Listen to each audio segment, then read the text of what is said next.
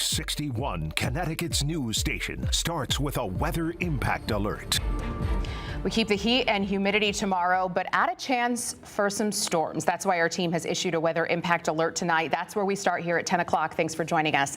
I'm Sarah Sanchez. Chief Meteorologist Rachel Frank joins us now. So Rachel, when are we going to get this thing started? Well, you might actually wake up in the middle of the night and hear a few rumbles of thunder. We'll see some showers and storms developing around or after midnight tonight, and they could come through up until 7 or 8 o'clock in the morning. This is 5 a.m. Going to stop again around 6 a.m. We are not expecting any severe weather overnight, so if you do hear a few rumbles of thunder, at least you can take some solace in that. But then we'll get a break in the action, followed by another round of storms later in the day and at night tomorrow. And these storms will be scattered in nature, and there is a chance for an isolated severe storm, so we did want to give you a heads up. While most of the day tomorrow may end up being dry, hot, and extremely humid, just make sure you're staying weather aware, again, especially later in the day and at night. Here's a look at the satellite and radar and the thunderstorms that are approaching. Again, this is what will move through overnight into the wee hours of tomorrow morning.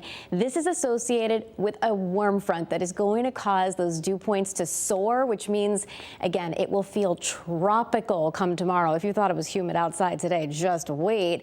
There will be a break in the action around midday tomorrow, and then we'll see that next line of thunderstorms later in the day and at night as the cold front follows. Low temperatures tonight will be right around 70 degrees. Again, a shower or storm in spots to start off the day. Then clouds will break for some sun, and we'll see highs soaring again into the 80s to near 90 degrees. But as we head through the afternoon and especially the evening, we'll see that rising chance for thunderstorms. We'll get a closer look at the storm threat for tomorrow. We have another one for later Thursday and some changes for Independence Day. We'll explain coming up. Thank you, Rachel. Stick with our weather impact team tomorrow. You can download the free Fox 61 News app for live radar and updated forecasts, or download Fox 61 Plus on your TV and stream anytime.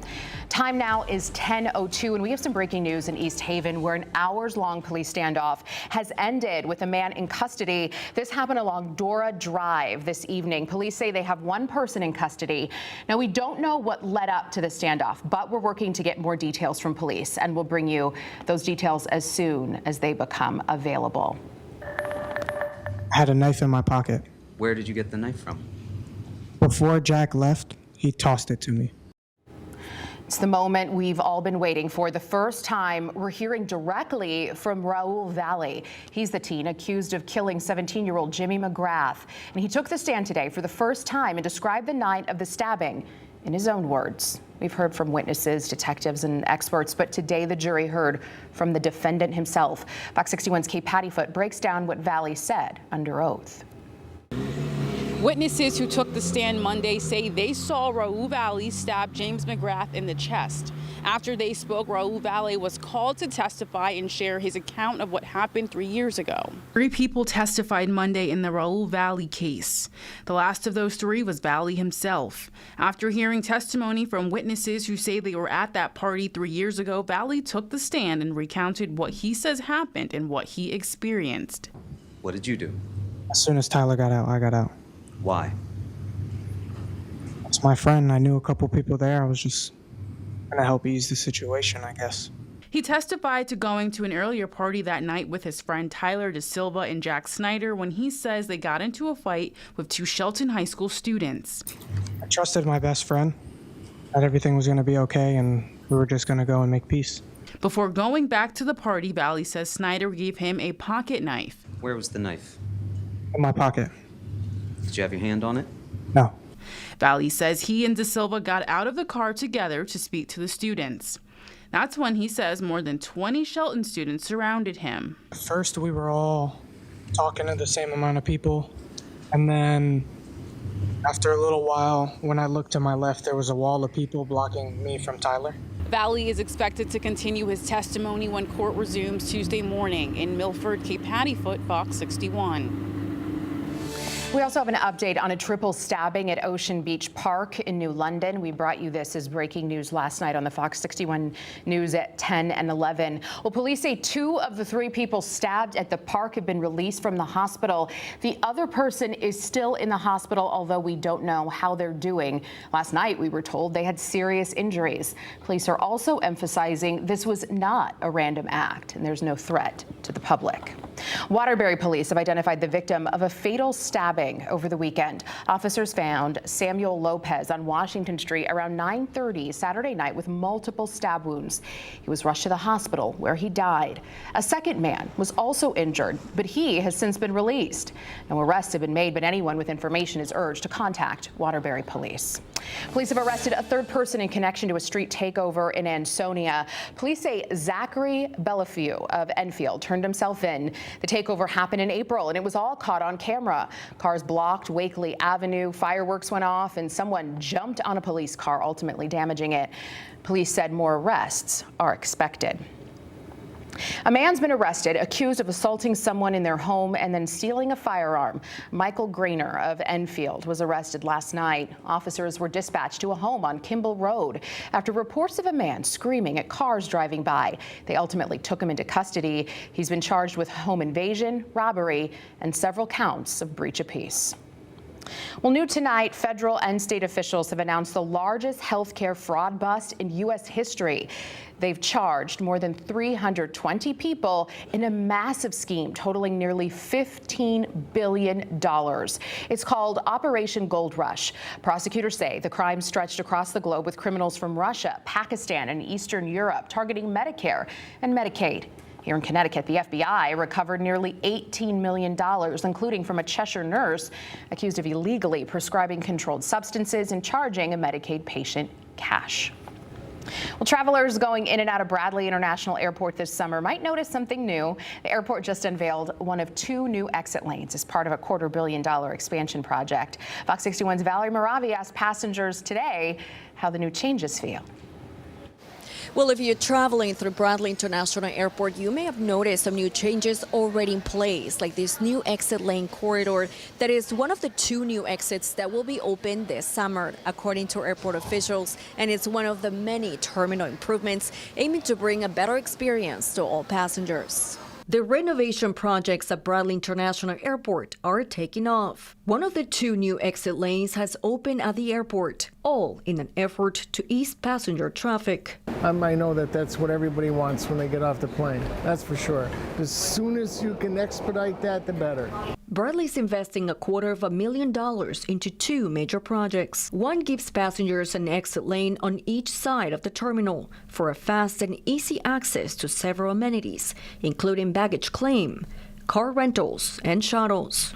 The other will create a brand new baggage screening facility behind the airport hotel. That will create a new terminal space and new gates for flights. Xing and Nishao are flying in from South Carolina. Nishao says all they want is to have a smooth trip. I feel it's quite convenient for the passengers because compared with other airports, it looks very fluent. We can come out and go to hotel or back home very quickly. It's very convenient because the sign is very clear and also different direction, go to different destination is very clear, I think, right now. Rusty Wilkinson of Massachusetts says he has flown from Bradley Airport before, and he says he has noticed the changes for the better. And there's been a lot of changes. We didn't even know how to find the arrivals. And now that we found it, it's, here we are. We're waiting for our plane from Oregon. We'll see how smooth that goes. Brian Spires, the airport spokesperson, says these improvements are possible thanks to a major federal grant and significant airport revenue. He says the goal is to attract more airlines for economic development. Yeah, the airport is expanding. We have been over the years with new nonstop destinations. We've welcomed new airlines. And the goal is to make sure that we're able to accommodate the flow of passengers that come through here as we continue to grow.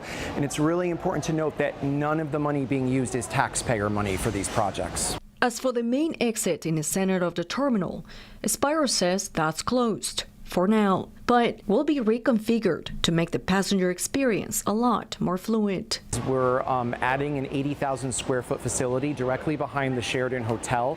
That building is going to really have two purposes. The lower level will be where all of the screening machines are for the checked bags, and then the upper level will be new terminal space with 3 new gates. Now the other exit, which is on the opposite side of all the check-in counters, is still being worked on, but officials say they're expecting the new exit to be available to all passengers by the end of the summer. At Bradley International Airport, Valerie Moravi, Fox 61. Governor Ned Lamont has signed Connecticut's new 2-year state budget. The plan covers fiscal years 2026 and 2027 and pours funding into early childhood education, special education, and K-12 schools. The governor says it won't raise taxes. Some of the highlights: $300 million to expand preschool access, housing support, higher education, and human service providers. Lamont calls it a balanced and sensible budget that stays under the state spending cap. The new budget's now law, but Republican lawmakers quickly condemned what the governor did next. He reappointed Marissa Gillette to lead the state's Public Utilities Regulatory Authority, or PURA, for another 2 years. There's been lots of questioning over Gillette deleting text messages related to a lawsuit on gas rates. Republican lawmakers say her reappointment shows a lack of transparency. And in a statement to Fox 61, House Republican leader Vincent Candelora tells us, quote, she misled legislators and the public and even deleted records subject to Freedom of Information laws. That alone should prompt bipartisan outrage and a hearing before the very legislators who confirmed her nomination, end quote. Gillette has led PURA since 2019, and her new term begins tomorrow. New safety changes are in place in West Hartford as part of a bigger push to protect pedestrians and slow down the drivers there. At the intersection of South Quaker Lane and Kingswood Road, white chalk guidelines indicate new curb extenders. The additions narrow the road slightly, which encourages drivers to slow down as they approach the crosswalk. Those who live and walk in the neighborhood say it's a step towards safer streets.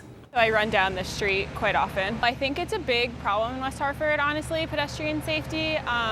Just like running, walking, especially on this corner here, I notice cars, like if they're going right on red, like they just kind of pull out and they don't see you. The curb extension is part of West Hartford's Vision Zero plan, which is a larger initiative to prevent pedestrian deaths. Phase 1, with several quick build projects across town, is expected to wrap up by mid-July.